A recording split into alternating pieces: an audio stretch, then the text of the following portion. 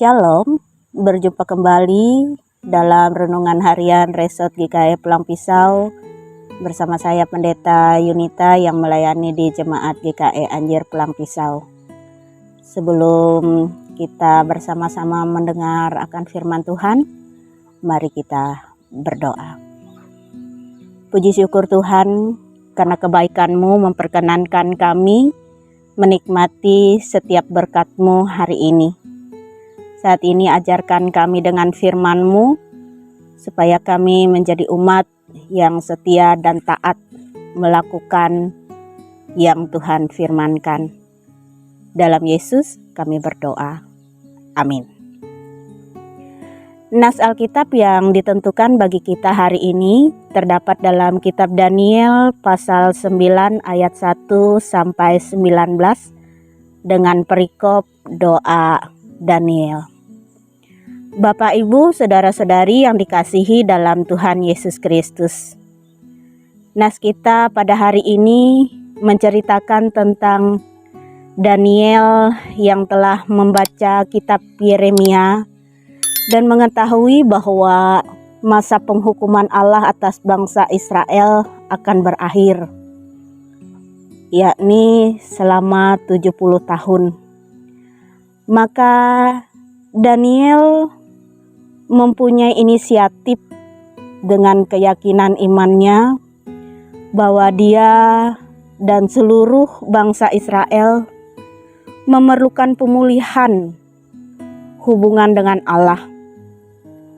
Untuk itu ia berdoa dengan sungguh-sungguh, sebab ia berdoa tidak hanya menyampaikan keluh kesahnya dan keinginannya kepada Allah, tetapi dalam kesungguhannya ia berdoa sambil berpuasa dan mengenakan kain kabung serta abu.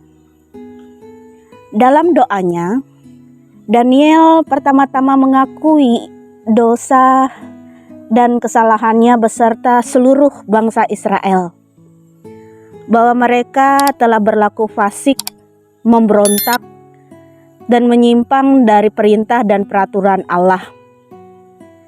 Mereka tidak taat kepada para nabi, raja, dan pemimpin-pemimpin mereka. Sehingga Daniel mengakui bahwa apa yang menimpa mereka adalah wajar.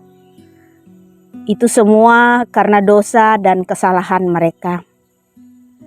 Namun Daniel memohon agar Allah atas dasar kasih sayangnya mengampuni dosa dan kesalahan mereka.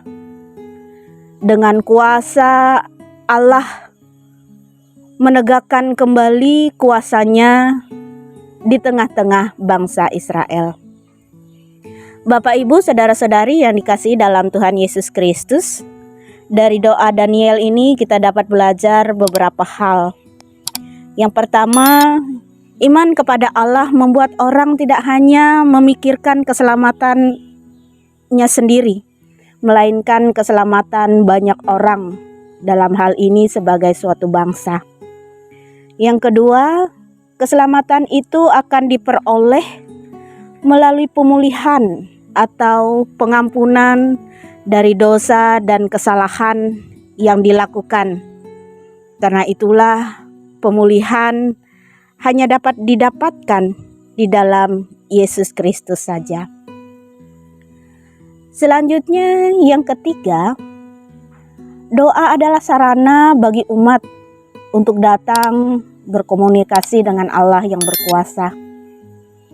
Kita datang kepada Allah bukan karena kebaikan atau jasa-jasa yang telah kita lakukan, melainkan kita datang kepada Allah karena menyadari bahwa kita adalah manusia berdosa yang hidup hanya berdasarkan kasih sayang Allah saja.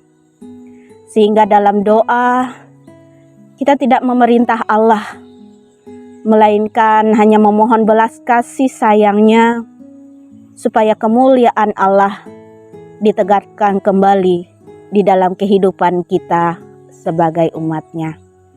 Amin untuk firman Tuhan. Mari kita berdoa. Puji syukur kami panjatkan kepadamu ya Allah atas firman-Mu hari ini yang mengajarkan kami bahwa kami tidak hanya hidup untuk diri kami sendiri. Saat ini sebagai umat-Mu, kami berdoa untuk bangsa Indonesia ini. Kami memohon kasih sayang Tuhan. Ampuni setiap dosa dan kesalahan dari orang-orang yang ada di tengah-tengah bangsa ini. Pulihkanlah ya Tuhan karena kasih karunia-Mu. Tegakkanlah kemuliaan-Mu di tengah bangsa dan negara kami. Kami juga mendoakan untuk jemaat-Mu yang ada di Rei 5 Gereja Sang Pamarto. Berkatilah umat-Mu yang berada di Rei 5 dengan kasih sayang-Mu. Limpahikan kehidupan mereka dalam kelimpahan-Mu, sehingga puji-pujian serta syukur hanya tertuju kepada Engkau saja yang berkuasa di dalam kehidupan umat-Mu. Sucikanlah umat-Mu agar mereka tetap sampai selama-lamanya adalah milik-Mu. Dalam Yesus Kristus kami berdoa. Amin.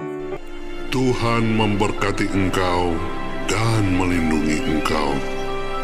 Tuhan menyinari engkau dengan wajah-Nya dan memberi engkau kasih karunia. Tuhan menghadapkan wajah-Nya kepadamu dan memberi engkau damai sejahtera.